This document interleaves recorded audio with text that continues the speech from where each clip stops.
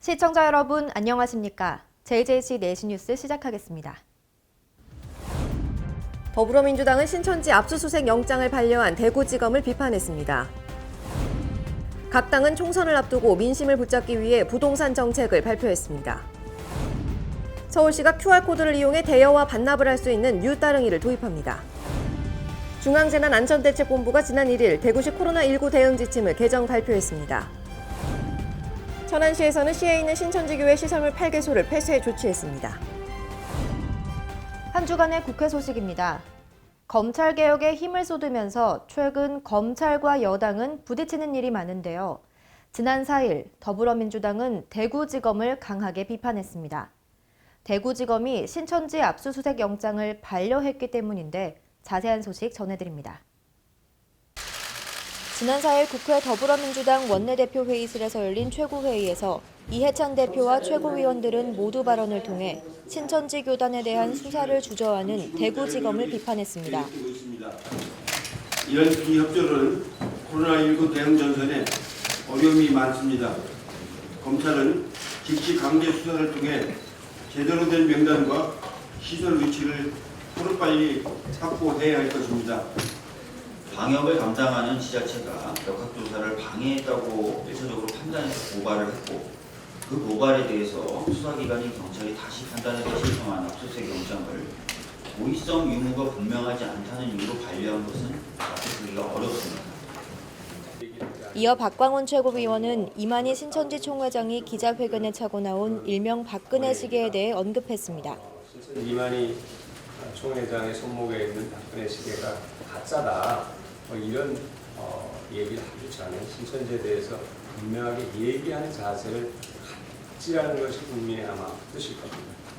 자유한국당 이 점에 대해서 분명하게 이해를 하시고 정치적 관계가 없다고 이 얘기를 하는 것보다는 정치적 관계가 없다는 것을 말과 행동으로 보여주는 것이 중요하다는 점을 지적합니다. 이상입니다. 한편 이번 모두 발언으로 대구지검을 비난함으로써 다시 한번 검찰과 여당의 불편한 동행이 표면 위로 올라왔습니다. 부동산 투기, 갭 투자 등은 꼭 해결해야 하지만 해결하기 어려운 문제이기도 합니다. 각 당은 총선을 앞두고 이 부동산 불평등을 해소하기 위한 부동산 정책을 발표했습니다. 정의당의 기자회견 현장에 JJCTV가 다녀왔습니다. 지난 4일 정의당은 국회 정론관에서 기자회견을 열고 총선 대비 부동산 정책을 발표했습니다. 정의당은 집으로 돈을 벌겠다라는 투기 심리 자체를 뿌리 뽑겠다고 밝혔습니다. 이어 부동산 불평등 해소를 위한 투기 근절 대책과 1인 청년 대학생 가구 맞춤형 지원 강화 등을 발표했습니다. 토지와 주택이라는 한정된 자원이 어느 누군가에게 집중이 되면 가격은 상승하고 임대료 및 주거비 상승 등의 피해는 대다수 국민에게 돌아갈 수밖에 없습니다. 정의당은 토지 공개념에 기초하여 보유세 강화 등 시장 친화적인 방식으로 집값 문제를 해결해 나갈 것입니다. 청년들에게 월 20만 원의 주거 보조금을 지급하겠습니다. 1인 가구 비중이 가장 높아진 시대 변화를 반영하여 1인 가구 맞춤형 공공임대주택 공급을 확대하고 저렴한 임대료의 사회주택 확충과 비영리 법인 협동조합의 청년용 쉐어하우스 리모델링 비용을 지원하겠습니다. 한편 앞서 더불어민주당은 청년 신혼 맞춤형 도시 조성을 골자로 한 주택 10만 가구 공급을 전면에 내세웠고 제1야당인 미래통합당은 부동산 규제와 대출 완화로 정부 여당과 대척점을 이룬다는 총선 노선을 정했습니다. 청년 주거 문제와 집값 문제는 민심과 맞닿아 있어 4.15 총선이 얼마 남지 않은 지금 유권자들의 선택이 어디로 향할지 귀추가 주목되고 있습니다. 경기 광주에서 분당으로 가는 주민들의 출퇴근 시간이 1시간 이상 걸린다고 합니다. 이에 민주당의 지역구 의원들이 도시철도 추진을 위해 업무 협약을 맺었습니다. 현장 소식 전해드립니다. 지난 9일 경기도 광주시 오포읍 일대의 국지도 57호선 태제고개에서 오포 분당 간 도시철도망을 구축하는 업무 협약식이 열렸습니다.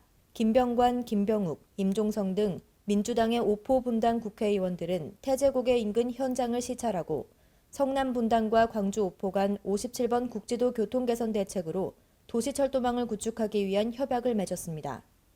이 체결된 협약식이 잘 이루어져 가지고 도시철도가 예타를 통과하게 되면은 그동안 강주 시민들의 교통 체증에 대한 이 불안감이라든지 그 꿈이 현실로 될 수 있다고 생각됩니다. 앞으로도 이것뿐만이 아니라 57호선 이 태제고개가 현재 4차선으로 교통 체증이 많이 유발되고 있는데 이것을 6차선에서 8차선까지 예타 대상에 올려놓았습니다.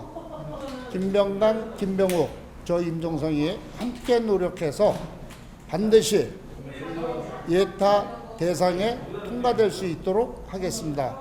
네, 저희가 이미 국토부하고 기재부하고 이제 얘기들을 진행을 하고 있는데요. 이 얘기를 좀 더 진척을 시켜서 성남시와 광주시가 공통된 단일안을 먼저 만드는 게 이제 급선무일 것 같습니다. 가장 중요한 건 국민의 안전, 국민의 생명이라고 생각이 되기 때문에 코로나19의 우선적인 퇴치, 우선적인 조기 종식을 위해서 최선의 노력을 다하도록 하겠습니다. 도시 생활에 있어서 교통 문제 해결 없이는 어느 것도 만족할 수 없다고 생각합니다. 교통이 처음이자 마지막이라고 생각합니다.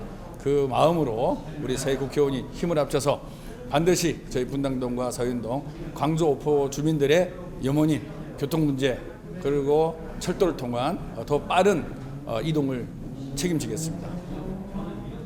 지역의 교통 기반을 구축함으로써 주민의 삶의 질을 높이는 데 뜻을 모은 의원들은 앞으로도 주민과 소통하며 노력하겠다고 덧붙였습니다. 수도권 소식입니다.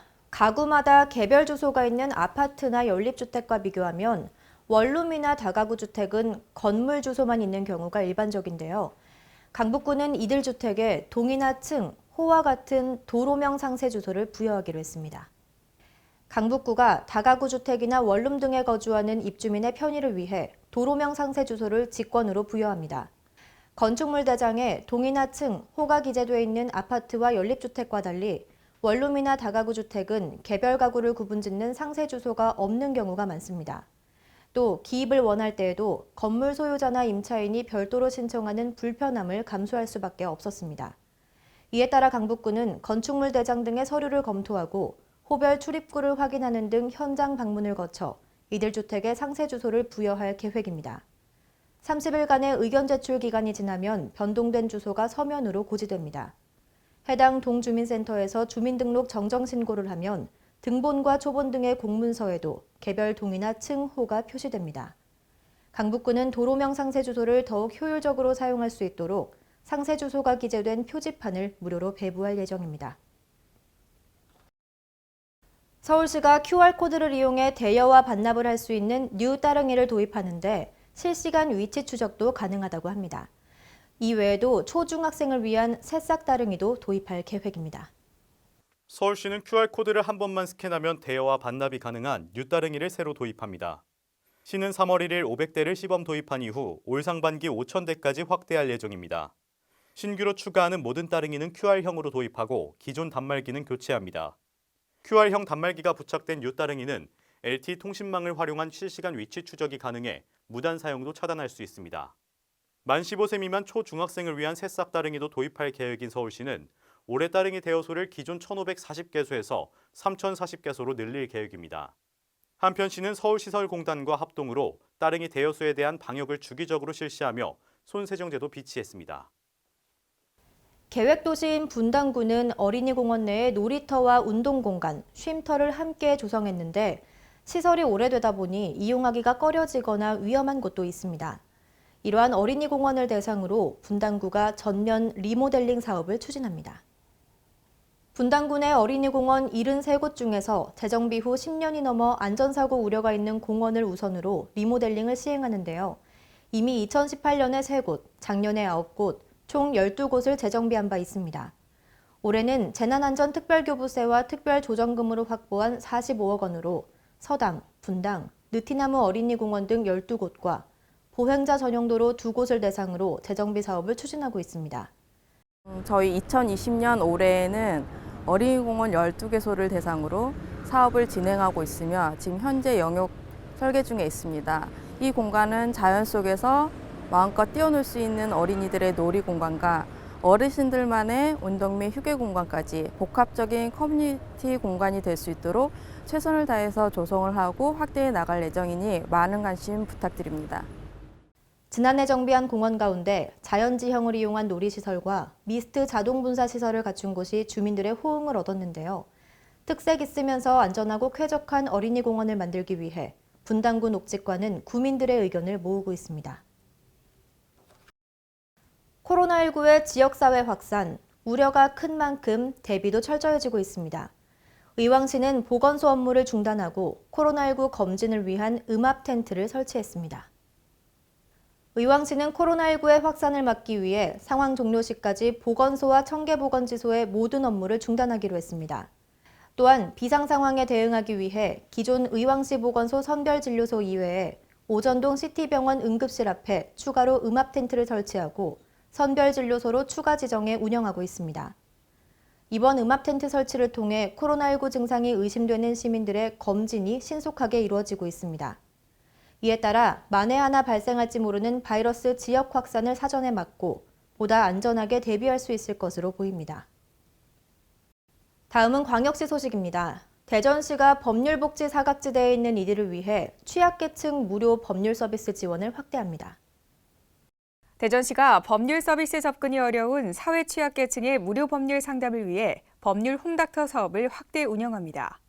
법률 홈닥터는 기초생활수급자, 장애인 등 취약계층을 대상으로 채권, 채무, 근로관계, 임금, 상속, 유언, 이혼, 친권, 양육권, 개인회생과 파산 등 생활법률 전반에 도움을 주는 법률 서비스 지원 사업입니다. 2020년 대전시는 법무부 소속 변호사가 시청 민원실에 상주하면서 무료 법률 상담을 진행하고 사회복지시설과 피해자 지원시설 등을 방문해 법률 상담과 법교육 등을 진행할 예정입니다. 중앙재난안전대책본부가 지난 1일 대구시 코로나19 대응 지침을 개정 발표했습니다. 중증도 이상의 환자는 병원에서 치료하고 경증 환자는 의료 지원이 가능한 생활치료센터에서 격리 치료한다는 계획입니다. 대구시는 2일부터 행정부시장을 단장으로 생활치료센터 운영지원단을 구성하고 생활치료센터 확보 및 운영 지원, 체계적인 환자 분류, 환자 이송, 입원 대기 환자 관리 등의 전 과정을 준비합니다. 우선 중앙교육연수원 등 공공기관 시설에 의료 인력과 장비를 갖춘 생활치료센터를 조기에 확보해 자택에서 입원 대기 중인 환자들을 신속하게 이송할 예정입니다. 생활치료센터에서는 의료 지원에서부터 심리 지원, 생활 지원, 방역 등의 밀착 지원이 이뤄지고 의료진과 지원 인력이 24시간 상주할 계획입니다.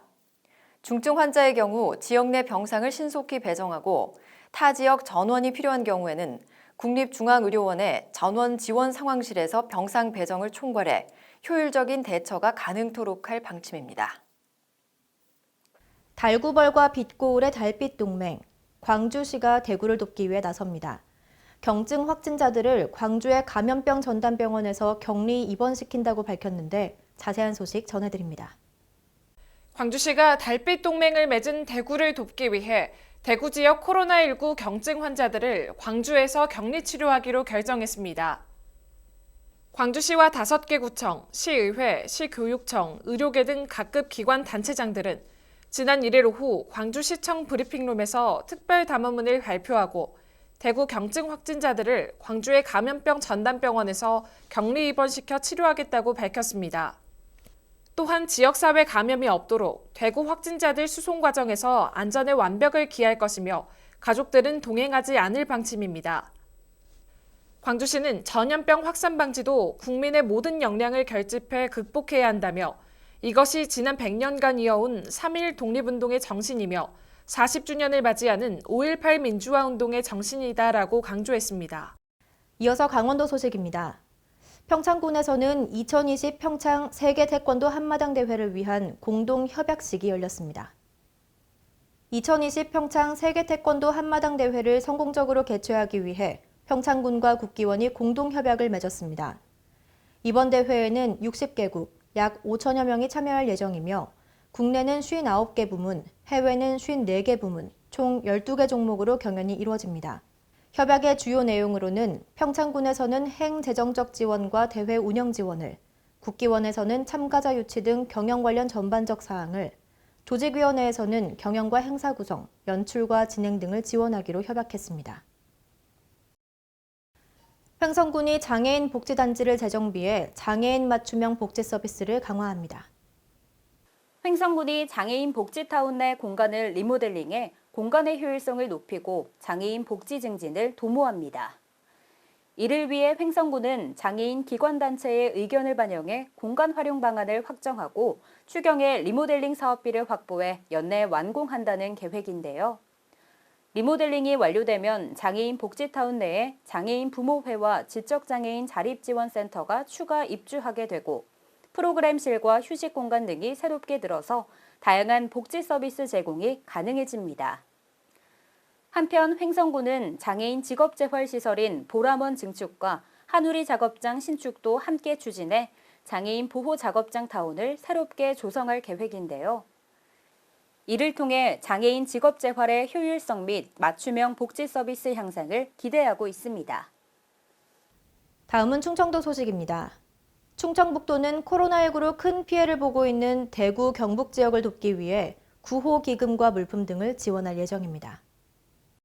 충청북도가 코로나19 확산으로 어려움을 겪고 있는 대구와 경북 지원에 팔을 걷고 나섰습니다. 우선 충청북도는 코로나19 환자 폭증으로 어려움을 겪는 대구, 경북 지역에 구호기금 2억 원을 지원합니다. 타 시도 대형 재난 발생 시 재해복구 등에 필요한 물품 등을 지원할 수 있도록 지난해 개정한 조례에 따른 조치입니다. 지원금은 방역과 구호물품 구매에 사용되고 의료진과 대구 경북 주민을 위해 사용될 전망입니다. 이에 앞서 충청북도는 중국 자매결연 도시에 마스크 6만 개를 지원하려던 계획을 철회했습니다. 지원하려던 마스크는 도내 기업 중 마스크가 필요한 기업에 분배하고 대구 경북에도 전달할 예정입니다. 한편 대구 지역 경증 환자 입원 치료를 위해 병상도 지원합니다. 대구에서 코로나19 확진 환자 폭증으로 병상을 확보하지 못해 대기하는 환자가 늘고 제때 치료를 받지 못해 자가 격리 중 숨지는 확진자가 발생한 데 따른 조치입니다. 대상자는 대구 경증 환자 49명으로 국가감염지정병원인 충주의료원의 37명, 청주의료원의 12명으로 나눠 이송됩니다. 충청북도는 해당 병원 안팎의 방역을 강화하고 이송 환자가 상황에 따라 늘거나 줄 수 있다고 설명했습니다. 물 부족을 겪고 있는 섬 지역 주민들을 위해 보령시와 K워터가 섬 지역 수도시설의 운영 관리를 위한 협약식을 했습니다. 지난 25일 보령시청 상황실에서 개최된 이번 협약은 상수도가 보급되지 않아 물 부족을 겪고 있는 섬 주민들에게 K워터의 기술력과 전문 인력 투입으로 양질의 물을 안정적으로 공급하기 위해 마련됐습니다. 이에 따라 원산도, 삽시도, 고대도, 장고도, 소도 등 13개의 섬, 18개 시설에서 해수 담수화를 통한 물을 보급하게 됩니다. 보령시는 앞으로도 섬 주민들의 삶의 질 향상과 복지 향상을 위해 최선을 다할 계획입니다. 대구와 경북 지역에서 신천지교회 집회가 코로나19를 확산시킨 것으로 밝혀졌죠. 천안시에서는 시에 있는 신천지교회 시설물 8개소를 폐쇄 조치했습니다. 천안시는 확진자가 방문한 장소를 방역하고 천안시 지역 내 신천지교회 시설물 8개소를 폐쇄 조치했습니다. 대구, 경북 지역의 신천지교회 집회가 코로나19를 확산시킨 것으로 밝혀졌기 때문인데요. 천안시는 신천지교회 관련 본소 1개소와 선교센터 4개소, 그리고 문화센터 3개소, 총 8개소를 폐쇄하고 집회 금지 조처를 내렸습니다. 시설물과 주변에 대한 집중 방역을 마친 천안시는 앞으로도 관련 시설물 파악에 총력을 기울일 예정입니다. 경상도 소식입니다. 양산시는 의료 취약계층의 의료비 부담을 덜고 이들이 조기에 치료받을 수 있도록 다양한 사업을 추진합니다. 만 60세 이상 저소득층 어르신을 대상으로 최대 200만 원의 인공관절 수술비를 지원하고 뇌질환이나 특수질병을 가진 저소득층의 만 40세 이상 주민에게는 무료 검진 사업을 추진하며 아토피 피부염이나 천식이 있는 취약계층 질환자를 대상으로는 의료비와 보습제를 지원합니다. 문의와 신청은 각 담당 부서인 양산시 보건소 보건사업과 질병관리팀 아토피 클리닉으로 하면 됩니다. 코로나19 확진자가 늘어나면서 음압병동 부족 문제도 발생하고 있습니다. 이에 포항시는 포항의료원을 감염병 전담병원으로 지정하고 코로나19 확진자와 의사 환자에 대한 대응을 강화하기로 했습니다. 포항시는 현재 대구 경북 지역의 코로나19 확진 환자가 증가함에 따라 이후 포항 지역의 추가 확진자 발생에 대비해 포항의료원을 감염병 전담병원으로 지정했습니다. 포항의료원이 코로나19 감염병 전담병원으로 지정됨에 따라 다른 병원의 의사 8명과 간호사 8명, 포항시 행정지원요원 16명 등 전문 인력이 파견되고 나머지 병원들은 전국 최초로 시도하는 시민 안심병원 체제로 운영합니다. 시민 안심병원은 병원 진입부터 입원까지 전 과정에 걸쳐 호흡기 환자를 다른 환자와 분리해 진료함으로써 병원 내 대규모 감염 확산을 차단하는 병원입니다. 포항시는 감염병 전담병원과 긴밀하게 협조하는 한편 전문 인력을 확충해 코로나19 확산 방지에 최선을 다하고 있습니다. 다음은 전라도 소식입니다. 정읍시는 코로나19로 위축된 지역 경제를 활성화하고 시장의 상인들을 응원하기 위해 정읍사랑 상품권 사용 행사를 열었습니다. 강석훈 기자의 보도입니다. 유진섭 시장을 비롯한 정읍시 공직자들이 정읍사랑 상품권 사용 행사를 가지며 전통시장 살리기에 나섰습니다. 이날 행사는 코로나19로 위축된 소비심리 회복과 지역 경제를 활성화하고 시장 상인들에게 응원의 메시지를 전하기 위해 마련됐습니다. 유진섭 시장은 어려움을 겪고 있는 소상공인과 전통시장에 조금이나마 도움이 될 수 있도록 정읍시 공직자들이 정읍사랑 상품권 사용 활성화에 앞장서고 있다며 상인들께서도 힘든 시기를 꿋꿋이 이겨내 주시기 바란다고 말했습니다. 이어 어려운 시기인 만큼 시민들도 정읍사랑 상품권 구매에 적극 동참해 지역경제 회복에 함께 힘써주길 바란다고 당부했습니다. 한편 정읍시는 오는 3월부터 31일까지 코로나19 확산에 따른 지역경제를 활성화하기 위해 정읍사랑 상품권을 8% 특별 할인에 판매하겠다고 밝혔습니다. 지금까지 전북에서 강석훈이었습니다. 전주시 제2공공청사는 지역 농업 경제를 담당하고 있는데요. 이 제2공공청사가 조촌동 일대로 신규 이전합니다. 전북 전주시가 조촌동 일대로 지역 농업 경제를 담당하는 농업부서를 이전합니다. 시는 조촌동의 농업부서와 관련 기관 등이 근무하는 제2공공청사를 신축하기로 결정했습니다. 오는 2024년 완공을 목표로 하고 있는 제2공공청사는 총 715억 원의 예산이 투입되며 2월 기본계획 용역 착수 등 행정 절차를 거쳐 오는 2022년 착공할 예정입니다. 시는 특히 송천동의 전주대대를 조촌동의 항공대대 인근으로 이전키로 했으며 이에 따라 전주대대 이전 지역과의 상생 발전을 위해 주민들의 요구사항이 적극 반영될 수 있도록 노력하는 등 다양한 방안을 추진할 계획입니다. 전주시 관계자는 앞으로 전주대대 이전 과정에서 행정과 군이 합심해 주민 불편을 최소화하는 데 노력하겠다고 말했습니다. 지금까지 전북에서 강석훈이었습니다. 다음은 세계 소식입니다. 중국의 많은 도시는 후베이성처럼 코로나19 환자가 많이 발생한 중점 지역에서 온 사람을 14일간 특정 장소에 격리하고 있는데 푸젠성 취엔저우시에서 격리시설로 쓰이던 7층짜리 호텔이 무너져 내렸습니다. 현지 시각으로 지난 7일 푸젠성 취안저우시의 신자 호텔이 붕괴돼 이 호텔에 격리돼 있던 대상자 58명과 의료진 등 총 71명이 건물에 갇혔습니다. 수십 명의 사상자가 발생한 가운데 사고 호텔에 우리 국민은 없는 것으로 파악됐습니다. 현지 당국은 이번 사고가 건물의 결함 혹은 1층에서 진행 중이던 개조 공사와 관련이 있을 것으로 보고 사고 원인을 조사하고 있습니다. 미국 뉴욕, 워싱턴주와 캘리포니아주를 중심으로 환자가 속출하면서 미국 내 코로나 포비아가 늘고 있습니다. 일각에서는 최악의 상황에 수도 워싱턴 DC가 업무 정지되는 비상사태를 맞을 수 있다고 관측하고 있는데 트럼프 대통령은 전혀 걱정하지 않는다는 입장입니다. 미국 전역으로 코로나19가 확산하면서 미국의 수도 워싱턴 DC에서도 확진자가 나왔습니다. 워싱턴 DC에는 백악관을 비롯해 관공서와 금융기관, 각국의 대사관 등이 밀집해 있어 전염병의 여파로 업무 정지가 된다면 경제적으로도 타격을 입을 것을 우려하는 목소리도 나옵니다. 그러나 트럼프 대통령은 코로나 바이러스가 백악관을 향해 다가오는데 걱정되느냐는 질문에 전혀 걱정하지 않는다라며 선거 캠페인을 예정대로 해나갈 것이라고 답했습니다. 세계적으로 인기 있는 레이싱 경기죠. F1 그랑프리가 사상 처음으로 무관중으로 치러집니다. 이달 20일부터 사흘간 열릴 예정인 F1 그랑프리 2차 라운드가 무관중 경기로 진행됩니다. 70년 역사의 F1 그랑프리가 무관중으로 열리는 건 사상 처음입니다.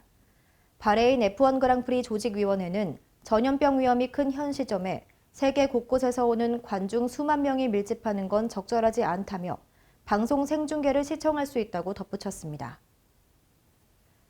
마스크 품귀 현상에 마스크를 사려는 줄이 길게 늘어섰습니다. 이에 마스크 오부제가 시행되는데요. 출생연도 끝자리수에 맞는 요일에 마스크를 살 수 있습니다. 예를 들면 91년생은 끝자리가 1이니까 월요일에, 97년생은 화요일에 구매할 수 있는 거죠.